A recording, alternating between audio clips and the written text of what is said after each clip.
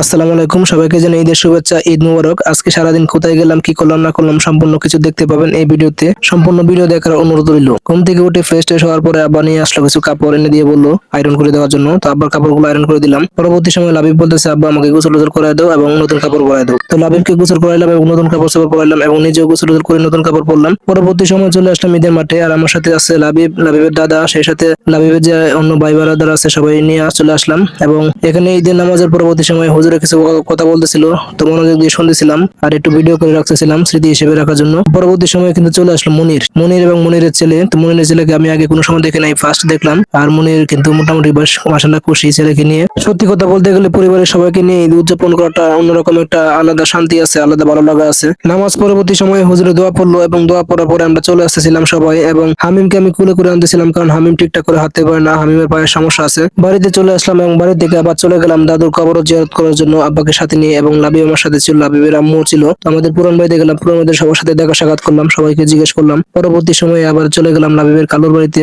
তো ওই জায়গা থেকে লাবিবের যে খালু আছে খালা আছে ওদের সাথে দেখা করলাম, সাক্ষাৎ করলাম। তো পরবর্তীতে চলে আসলাম একেবারে লাবিবের নানির বাড়িতে। এখানে এসে লাবিবকে নিয়ে একটু ঘোরাফেরা করলাম এবং লাবিবের নানার খোঁজ খবর নিলাম। তো ফাইনালি আসলে আমরা সবকিছু ঘোরাফেরা শেষ, এখন বাড়ির পথে আমরা যাইতেছি বাড়ির দিকে। আর লাবিব কিন্তু সবাইকে ভয় দেখানোর জন্য স্পাইডারম্যানের মুখ পড়ছিল। তো আজকে ভিডিওর এই পর্যন্তই, সবকিছু মিলিয়ে একটা ভালো একটা সময় পার করলাম। সকলে ভালো থাকবেন, সুস্থ থাকবেন, আল্লাহ হাফেজ।